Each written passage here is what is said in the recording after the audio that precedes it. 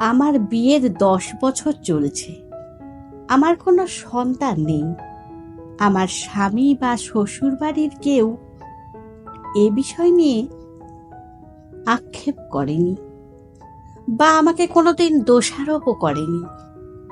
বিয়ের 2 বছর পর জানা গেল আমি কোনোদিন মা হতে পারবো না। সেদিন আমার শ্বশুর মশাই আমার হাত ধরে বলেছিলেন, মা গো, আমি যদি তোমাকে সারা জীবন মা বলে ডাকি, তারপরও কি তোমার সন্তানের অভাব পূরণ হবে না? আমি সেদিন কোনো কথা বলতে পারিনি। চোখ থেকে কয়েক ফোঁটা অশ্রু ঝরেছিল। আত্মীয় স্বজন, পাড়া প্রতিবেশী বাড়ি বয়ে এসে অনেক কথা শোনাতো। আমার শাশুড়ি সবার আগে প্রতিবাদ করেন। শারীরিক যন্ত্রণা দূর হয়ে যায় সহজেই, কিন্তু পারিপার্শ্বিক অবস্থার জন্য তৈরি হওয়া মানসিক যন্ত্রণা দূর হয় না কখনোই। একটা বয়সে এসে মানুষ খুব বেশি অসহায় হয়ে পড়ে।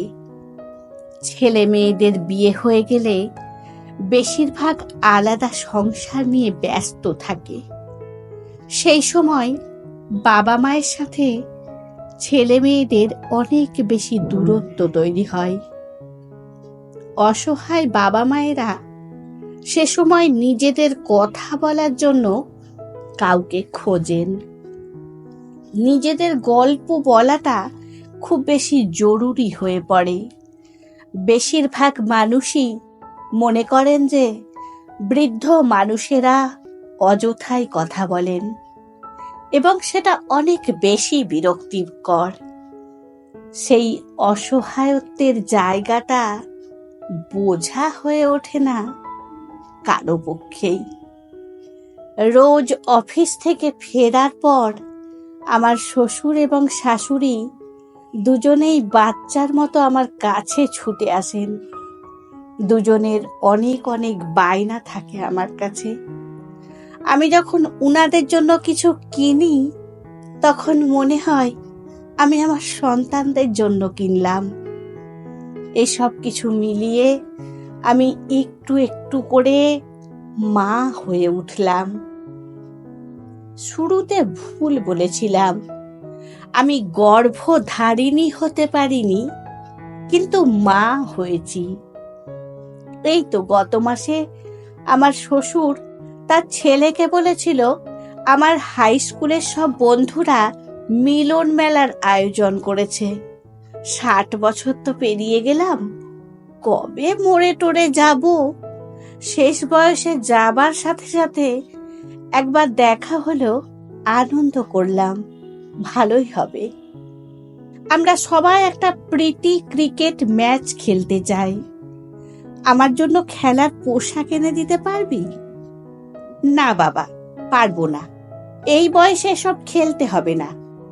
এমনিতেই অনেক বয়স হয়েছে তোমার। হঠাৎ পড়ে গেলে হাত পায়ে ব্যথা পাবে। মিলন মেলা হচ্ছে, যাও আনন্দ করো, খেলাধুলো করতে হবে না। তোমার শরীরে দৌড়ানোর মতো এতটাও শক্তি নেই। তবে মেয়ের কাছে ও সে কথা বলেছিল। মেয়েও মুখের ওপর না বলে দিয়েছিল। এই বয়সে খেলাধুলা করলে সবাই নাকি হাসাহাসি করবে। সন্ধ্যার কিছু আগে বারান্দায় একটা অসহায় বাবাকে দাঁড়িয়ে থাকতে দেখলাম।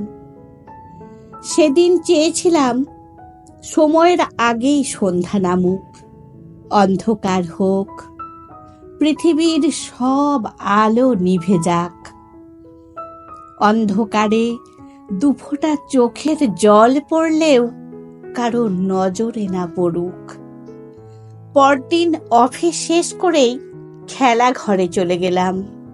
সাদা জার্সি, সাদা প্যান্ট, হাতের গ্লাভস, পায়ে প্যাডস, আর্মস প্যাড, বুকে চেস্ট গার্ড, মাথায় হেলমেট, স্পোর্টস শু কিনে বাড়ি ফিরলাম। একটা বয়স্ক মানুষ সেদিন বাচ্চার মতো করে কাঁদছিল। আমি তো মা, মায়েরা সন্তানদের কষ্টটা ভালোই বোঝে। তারপর প্রতিদিন নিয়ম করে খেলার মাঠে যেতে হতো আমাদের। সবাই তাদের সন্তানদের নিয়ে যায় মাঠে। মাঠের এক পাশে অন্য মায়েদের সাথে আমিও দাঁড়িয়ে থাকতাম। খেলা শেষ হলে মা ছেলে একসাথে বাড়ি ফিরতাম। আজ এই বাড়িতে সকাল হয়েছে সময়ের অনেক আগে। সকাল থেকেই তোড়জোড় চলছিল।